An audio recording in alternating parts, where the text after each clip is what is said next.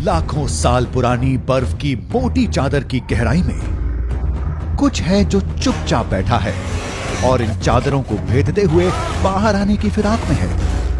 नहीं नहीं, ये नहीं। इस बड़ी बर्फीली जगह के नीचे कई ज्वालामुखी हैं और हमारी काल्पनिक दुनिया में ये ज्वालामुखी जागने वाले हैं। क्या ये गर्म पिघलता लावा धरती की सतह को बर्बाद कर सकता है, या अंटार्कटिका की मोटी बर्फ इसे सब कुछ तबाह करने से पहले रोक लेगी? आप देख रहे हैं क्या हो अगर, और ये है क्या हो अगर अंटार्कटिका के सोते हुए ज्वालामुखी जाग जाएं। अंटार्कटिका हमारी धरती का सबसे ठंडा महाद्वीप है और ये काफी रहस्यमय भी है। जब तक 2013 में वैज्ञानिकों ने अचानक छोटे भूकंपों के 2 समूहों की खोज नहीं की थी, हम ये भी नहीं जानते थे कि इसके नीचे सक्रिय ज्वालामुखी दफन है। और अब जब हमने अंटार्कटिका की बर्फ को भेद सकने वाले रेडार की मदद से देखा है, हम जान चुके हैं कि यहाँ की बर्फ के नीचे और कई ज्वालामुखी छुपे हैं। गिनती में बताएं तो 138। लेकिन ये तो केवल वो हैं जिनकी जानकारी हमारे पास है, और न जाने कितने ज्वालामुखी यहां सो रहे होंगे। और अगर अचानक ये ज्वालामुखी नींद से जाग जाते हैं तो ये किस तरह की तबाही हमारे लिए ला सकते हैं।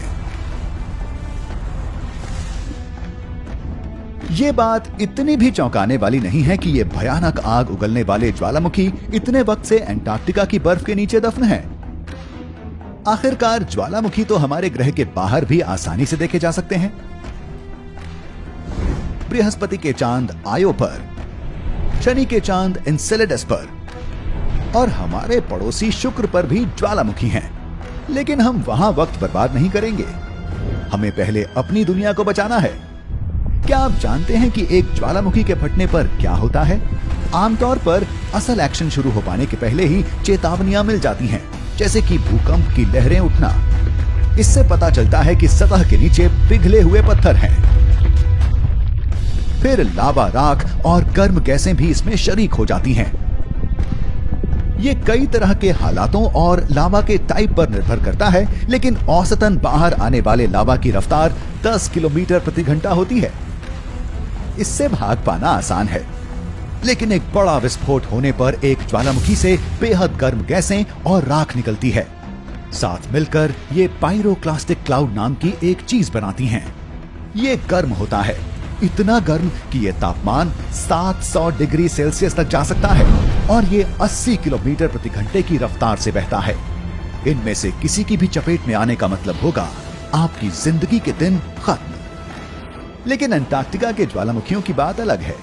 ये बर्फ की ऐसी मोटी चादर के नीचे दफन है जो कहीं कहीं पर 4 किलोमीटर से भी ज्यादा मोटी है।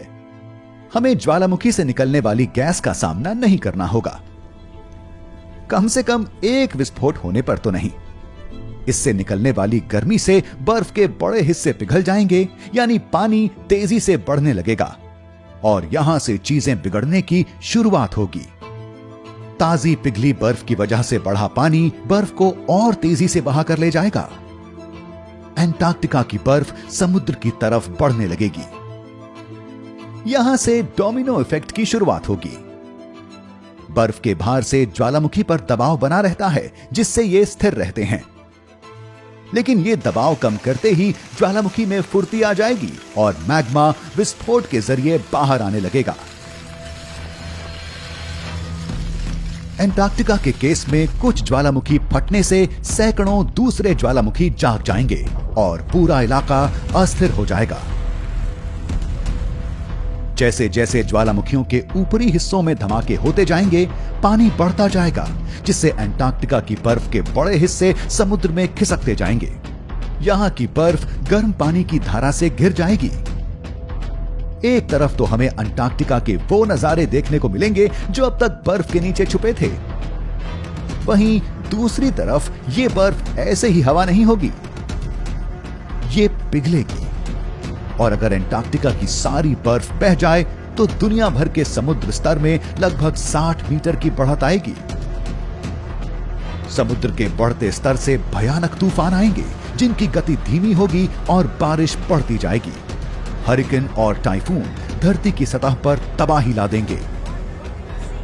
तटीय इलाकों का जंगली जीवन अस्त व्यस्त हो जाएगा और खेती वाले इलाकों की मिट्टी नमक भरने से खराब हो जाएगी। तेज बाढ़ के चलते लाखों लोगों को तटीय इलाकों से दूर बसना होगा और अगर ये सारे ज्वालामुखी एक दिन के अंदर फटते हैं तो हमारे सामने हजारों मौतें होंगी और तूफान समुद्र की सतह पर तैर रही हर चीज को खत्म कर देगा। लेकिन चलिए एक सेकंड के लिए अंटार्कटिका पर वापस चलें। अब जब बर्फ पिघल चुकी है तो बहते मैग्मा का क्या होगा? अच्छी खबर यह है कि इससे धरती लावा से भरी दुनिया में नहीं बदलेगी। आखिरकार ये धमाके पानी के नीचे ही तो होंगे। ये गर्म मैग्मा अंटार्कटिका के ठंडे पानी से ठोस हो जाएगा और शायद इससे अंटार्कटिका की जमीन बिकने खरीदने लायक भी हो जाए। लेकिन चीजें यहां खत्म नहीं होती। जब ज्वालामुखी जमीन पर फटते हैं तो इनमें से carbon monoxide, methane, carbon dioxide और नाइट्रोजन जैसी गर्म गैसें निकलती हैं और इनके साथ आमतौर पर गर्म भाप भी होती है। कुछ आंकड़ों के मुताबिक ज्वालामुखियों से हर साल 64 करोड़ 50 लाख टन CO2 यानी कार्बन डाइऑक्साइड निकलती है। अगर अंटार्कटिका के ज्वालामुखियों में बहुत बड़े धमाके होते हैं तो ये बर्फ के बड़े हिस्सों को खोल देंगे, जिससे और भी कई जहरीली ग्रीन हाउस गैसें निकलने लगेंगी। जब अंटार्कटिका की सतह पर मौजूद ज्वालामुखियों में से एक माउंट ताकाहे 18,000 साल पहले फटा था, इससे निकले रसायनों ने ओजोन लेयर में एक होल बना दिया था। इस होल के चलते दक्षिणी हेमिस्फेयर में गर्मी बढ़ी थी और ग्लेशियर पिघलने लगे थे। इसी से आखिरी आइस एज खत्म हुई थी। अब जरा एक साथ सैकड़ों ज्वालामुखियों के फटने के बारे में सोचिए। यह हमारे ग्रह के लिए बहुत बुरा होने वाला है।